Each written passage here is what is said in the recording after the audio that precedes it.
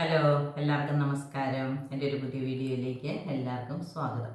നമുക്കിന്നൊരു പുഡിങ് ഉണ്ടാക്കാം. പുഡിങ് എന്ന് പറഞ്ഞാൽ അത് നമ്മുടെ ഭക്ഷണമല്ല. നമ്മുടെ ഭക്ഷണം എന്ന് പറഞ്ഞാൽ ചൂട് രാജ്യമായതുകൊണ്ട് പെട്ടെന്ന് കേടാകും. അതുകൊണ്ട് നമ്മൾ ചൂടോടെ ഉണ്ടാക്കി ചൂടോടെ കഴിക്കുന്നു. ഇത് ഇംഗ്ലീഷുകാരുടെ ഭക്ഷണമാണ്. അപ്പം നമുക്ക് അവർ വന്ന കൂട്ടത്തിൽ നമുക്ക് വന്ന് കിട്ടിയ ഫുഡാണ്.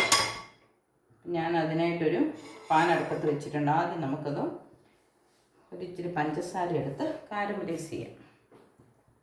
ഏറ്റവും സിമ്പിളായിട്ടുള്ള പുഡിങ്ങാണ് കേട്ടോ.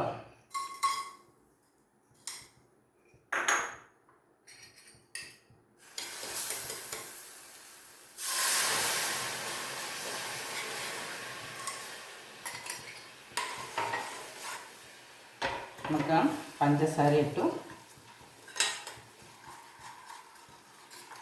നല്ല കട്ടിയുള്ള പാത്രം വേണേ. കനം കുറഞ്ഞ പാത്രങ്ങൾ സ്റ്റീൽ അങ്ങനെ വയ്ക്കരുത്. കട്ടിയുള്ള പാത്രത്തിൽ വേണം വയ്ക്കാൻ.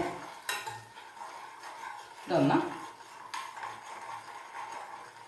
കളർ മാറി ഒരു ഗോൾഡൻ ബ്രൗൺ കളറാകുന്നോളം വരെ നമുക്കിങ്ങനെ ഇളക്കണം. പാല് കുറുക്കി 250 ml ആക്കണം നമുക്ക്.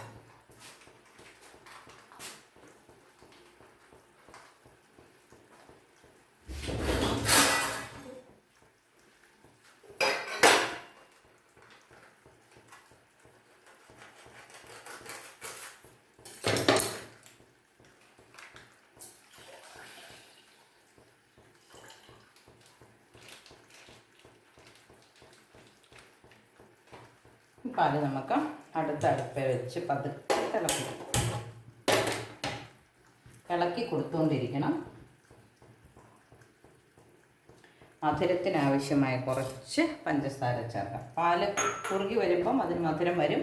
അതുകൊണ്ട് ഒത്തിരി പഞ്ചസാര വേണ്ട. പുഡിങ്ങിന് ഒത്തിരി മധുരം വേണ്ടത്.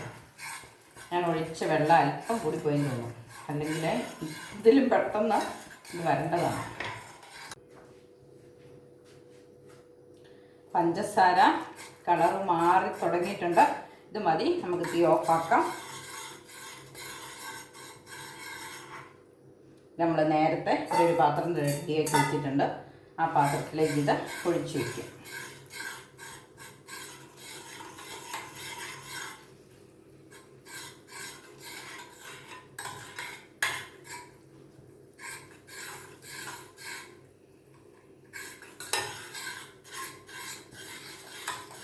ഒരു ഗോൾഡൻ ബ്രൗൺ കളറായില്ലേ? ഇനിയും പോയിട്ടുണ്ട്. ഇത് കുറച്ച് പോകും. ചൂടോടെ നമുക്ക് പാത്രത്തിലേക്ക് മാറ്റണം.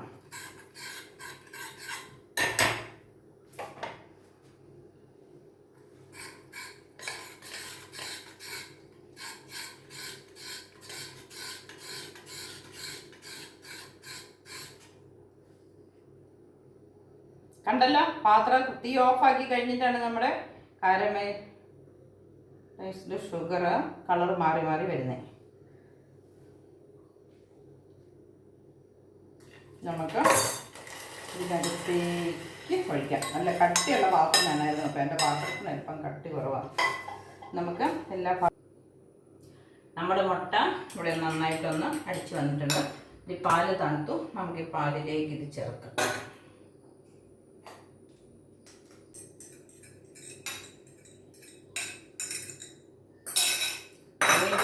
നന്നായിട്ട് ഇളക്കി യോജിപ്പിക്കണം.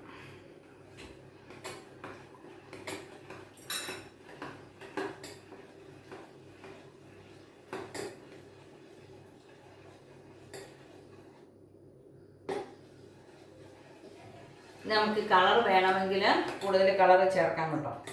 നമ്മളിപ്പോൾ നാടൻ രീതിയിൽ ഉണ്ടാക്കുന്നുണ്ട്. നമുക്കുള്ള കളറൊക്കെ മതിയല്ലോ. കളർ വേണ്ടവർക്ക് ഫുഡ് കളർ ചേർക്കാം. പിന്നെ കാരറ്റ് ബീറ്റ്റൂട്ടൊക്കെ ചേർത്ത് ആ കളർ മതിയെങ്കിൽ അങ്ങനെ ചേർക്കാം.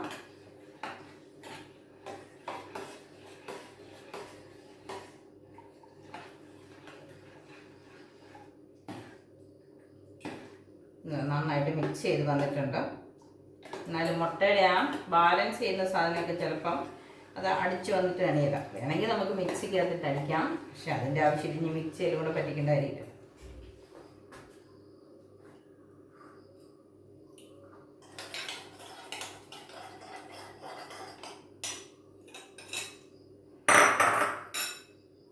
ഇതിനകത്ത് ആ ചേരാത്ത ഭാഗമൊക്കെ ഇതിനകത്ത് ഇങ്ങനെ കിടപ്പുണ്ട്. അതുകൊണ്ടാണ്. ഇനി നമുക്കിത് അതിന് മുമ്പ് നമുക്ക് ഇത് പുഴുങ്ങിയെടുക്കാനുള്ള പാത്രം, ഇഡ്ഡലി പാത്രത്തിലല്ല കൊടുക്കുന്നത്, ഇതിനകത്ത് കൊടുക്കുന്ന പാത്രം അതേ ഉള്ളൂ. അതുകൊണ്ടാണ് ഞാൻ ആ പാത്രം എടുത്തത്. ഇത്രയും വട്ടമുള്ള നമ്മുടെ സോസ്പാൻ പോലെ ഒരു പിടിയില്ലാത്തൊരു സോസ്പാൻ നമുക്കുണ്ടായിരുന്നത് നല്ലതായിരുന്നു. ഇനി നമുക്കിത് അരിച്ച്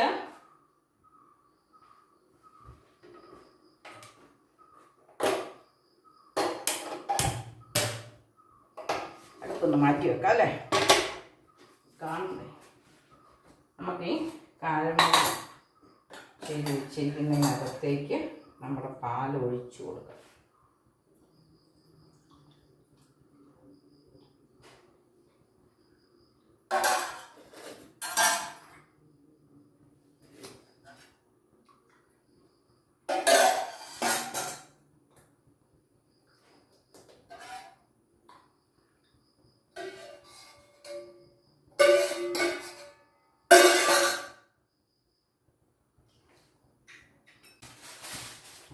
നമ്മുടെ പുഡിങ്ങിൻ്റെ കൂട്ട്, അതായത് പാലും മുട്ടയും പഞ്ചസാരയും അടിയിൽ കാരമൽ ചെയ്ത പഞ്ചസാരയും, ഇതിനെ നമുക്ക് ഈ അപ്പച്ചെമ്പിൻ്റെ തട്ടിൽ വെച്ച് വേവിക്കുമ്പം ആവി വീതിയല്ല ഇതിനകത്തോട്ട്, അങ്ങനെ വീഴാതിരിക്കാൻ വേണ്ടി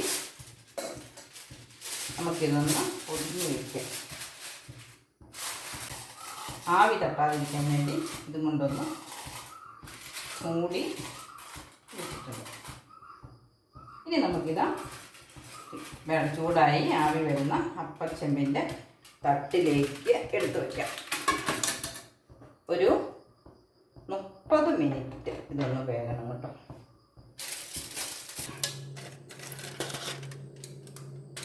നല്ല സെറ്റായിട്ടുണ്ട്. നമുക്കത് കൊണ്ടുപോയി ഫ്രിഡ്ജിൽ വെച്ച് തണുപ്പിച്ചെടുക്കാം. മൂടി തന്നെ കൊണ്ട് ഫ്രിഡ്ജിൽ വയ്ക്കാം. നമുക്കിത് ഒരു അരമണിക്കൂർ ഫ്രീസറിലും പിന്നെ 1 മണിക്കൂർ താഴെയും വെച്ച് തണുപ്പിക്കാം. അവിടെ ഇരിക്കട്ടെ. കുറച്ച് അരമണിക്കൂർ കഴിയുമ്പോൾ എടുത്ത് താഴെ വയ്ക്കാം. നമ്മുടെ പുഡിങ് ഫ്രിഡ്ജിൽ നിന്ന് എടുത്ത് പുറത്ത് വെച്ചിട്ടുണ്ട്. നമുക്കിതിനകത്തേക്കൊന്ന് ഇട്ട് നോക്കാം. നമുക്കിത് പാത്രത്തിലേക്കൊന്ന് മാറ്റാം.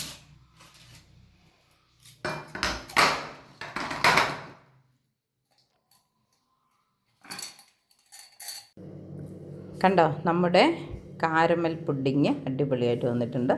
നമുക്കൊരു സ്പൂണും കൊണ്ടൊന്ന് എടുത്ത് നോക്കാം.